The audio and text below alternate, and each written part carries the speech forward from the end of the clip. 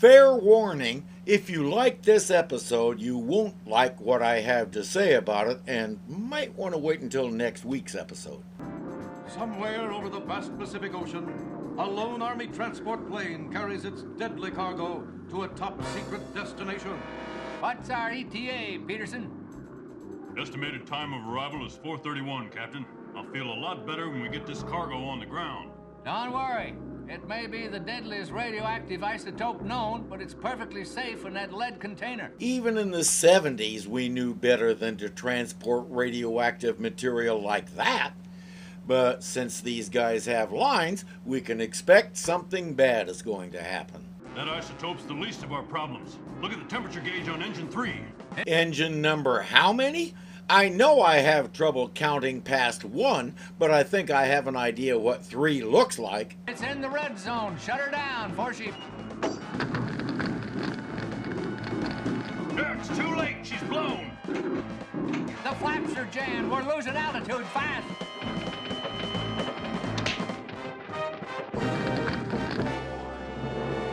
Plane engines have been equipped with fire suppression systems since at least World War II, and there were some systems as early as the 1920s. That's what these guys get for buying the economy model without one.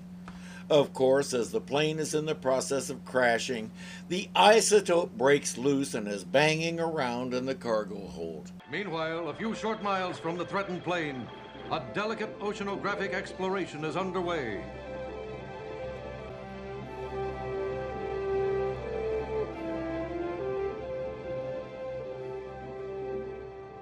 We just passed the 40,000-foot mark. That's over 4,000 feet deeper than the actual deepest spot, the Challenger Deep in the Marianas Trench. These guys may want to think twice about going any deeper, though. What's happening? The trench is caving in. Quick, take her up.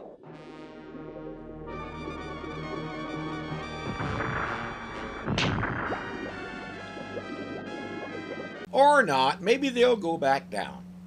Good thing Aquaman is strong enough to drag the bell up by himself. He don't need no stinking cable. But the men inside could use the air hose, so he should hurry. Aquaman, Professor, look! That plane's in trouble!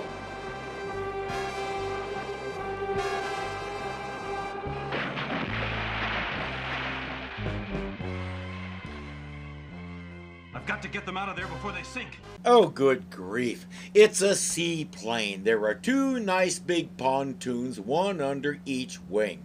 It's not going anywhere. The escape hatch is blocked. There's no way out. Unfortunately, the ground crew misunderstood what a seaplane was supposed to do and filled the pontoons with water instead of air. There's only one way to get them out in time. Using his marine telepathy, Aquaman summons a giant octopus to assist in the air-sea rescue.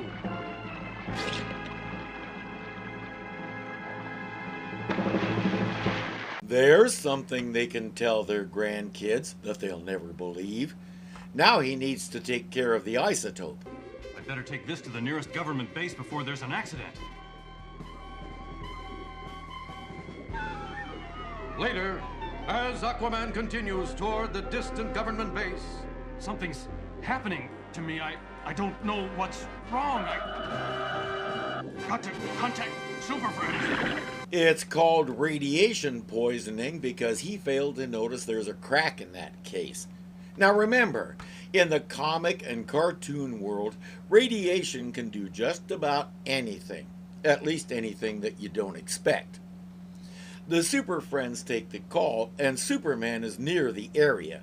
They just have to get hold of him, which is taking way too long, because it's long enough for this. the deadly radiation from the strange isotope further contaminates Aquaman. Within seconds, Aquaman transforms back into the hideous prehistoric fish from which he evolved. This Aquaman was Arthur Curry, the best known and longest running Aquaman. In his Golden Age origin, he was a normal human whose father discovered Atlantis and moved there, teaching his son how to breathe underwater and all the rest. In his Silver Age retcon, which is where we are now, he's the son of a human father and an Atlantean mother, and that's why he's what he is. Which side of his lineage evolved from this thing? Meanwhile, in Osaka, Japan, at a government research facility, Our subatomic shrink ray is almost complete, Superman. All we need is your heat vision to weld this diamond amplifier lens in place. Hold it steady, Professor Nakaido. A shrink ray. The last time I asked what one of those is good for, I got bombarded with comments about what it would mean for shipping and commerce. So I'm not going to ask this time, because you were right. We watched them shrink an elephant to palm size, and it only stopped there because they wanted it to. They can reduce something to microscopic size if it's needed. Someone's calling on the emergency frequency. Superman, Aquaman's in desperate trouble. Coordinates R3R-16. I'm on my way. As we heard, he's in Osaka. That explains why it took so long for the signal to reach him. It had to go halfway around the world. Out in the Pacific, those guys are trying again with the diving bell. What on earth is that? I don't plan on waiting around to find out. Quick, get us up! Now he thinks somebody's playing keep away. I think he's just a great big puppy.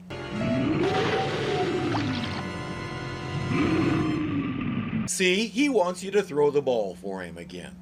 Although it is a good thing those guys got out of it already.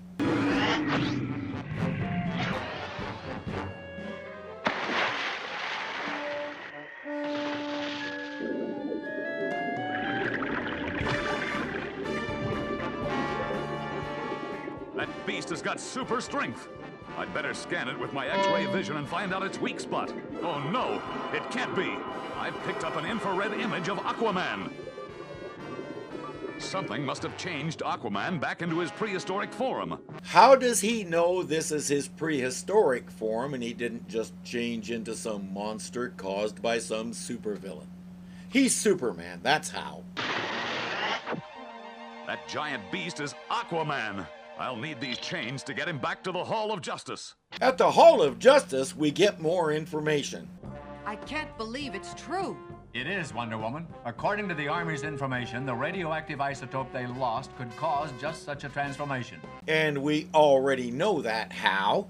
Not to mention, if this is what it does, what's it useful for? Judging by this EEG, the damage started in Aquaman's brain. That is correct, Wonder Woman.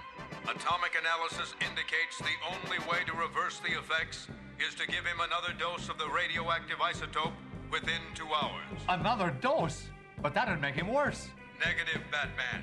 If the second dosage is given at the center of his brain, it will have the reverse effect. Oh, put the lime in the coconut and call me in the morning. How do they put it into his brain with such pinpoint accuracy? We saw the shrink ray earlier, so do we really need to ask? While Batman and Robin collect the isotope, Superman collects the shrink machine.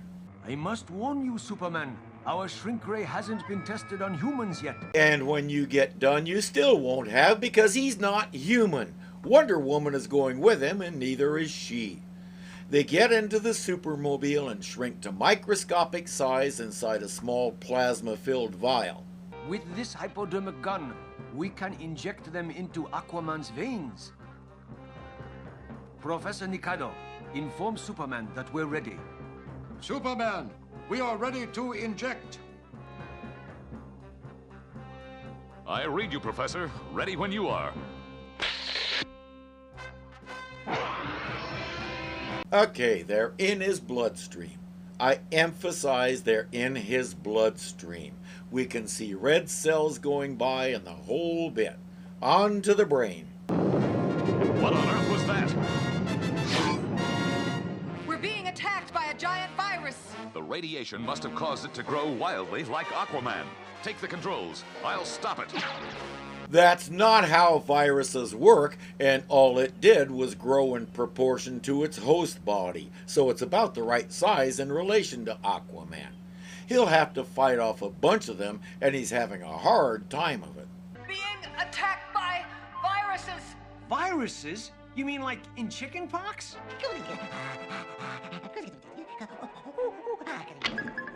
Oh no, Gleek switched on the shrink ray. Go over there and turn it off.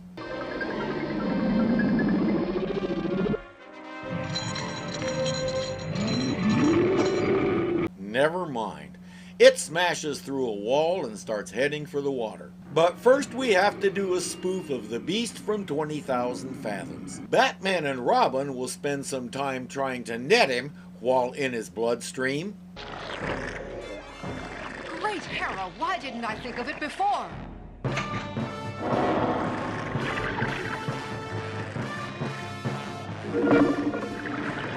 Good work, Wonder Woman. Those viruses weren't protected against bright light. I didn't realize those were examples of the Mogwai virus. Ultraviolet light does kill viruses, but that's not what he said. You should be moving through the lung wall, Superman. Be very careful.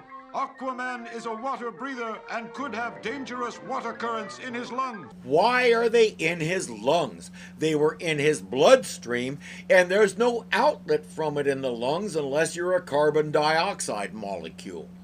Or if you're bleeding into your lung, which is not a good situation. There. That should hold him. Holy super beasts! He's pulled free! That should hold him. Emphasis on should. He goes back to gnawing on those girders, and the whole thing is about to come down on the dynamic duo. Holy double jeopardy! We're being attacked by another beast! Don't worry, Robin. It's Zan and Jaina to the rescue. Easy, Jaina. You're rattling my teeth. The building's coming down. Let's get out of here. Wonder Twin powers, deactivate.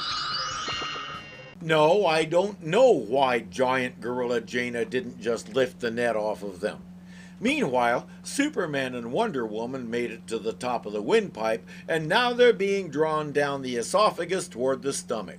Wrong direction, guys! Thundering Krypton! The acid from Aquaman's stomach is eating through the Supermobile. We've only got a few seconds before the Supermobile dissolves. Your only chance is to make it into the vena cava, Superman. It's the largest blood vein in the body. Wrong on multiple counts. There are two vena cavas, or vena cavae for the purists, the superior and the inferior. The superior is the largest vein in the body, but the artery known as the aorta is bigger. He's right about one thing. If they get into either the superior or inferior vena cava, it'll take them to the heart and beyond. Now, the aorta goes down from the heart before a bunch of other arteries start branching off from it, but if they can find the right branch, they can get moving in the correct direction again. So how do they get there? With only minutes left to save Aquaman, the tiny Supermobile bursts out of the stomach area, piercing the vena cava lining and traveling toward the distant heart. We give him a stomach rupture and cause internal bleeding from a major vessel. Simple and efficient. The creature has run into some power lines and the zaps knocked out their communications. Our heroes have to find the way to his brain on their own, as if that's a problem. When they reach their destination, they release a bit of the isotope. Great Scott! We're being attacked by some sort of mutated brain cell. There's only 10 seconds left. I've got to try to reach the isotope.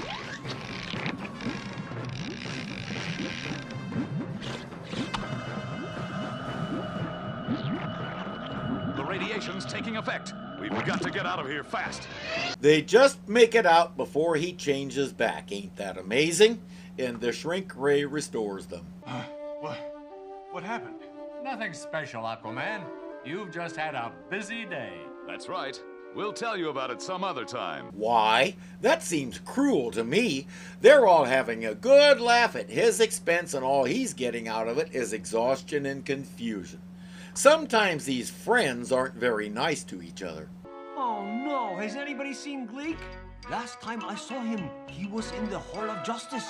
That's funny. I could swear I hear him around here somewhere.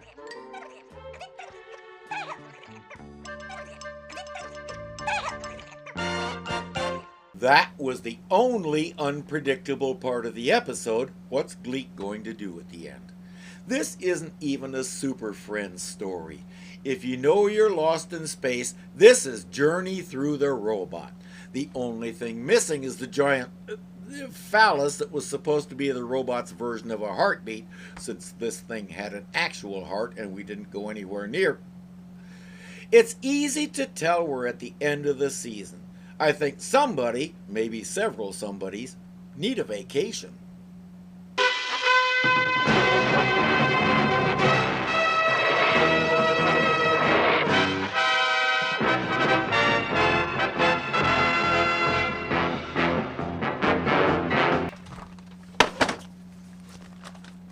All filming completed. Good Lord, is it hot in that thing.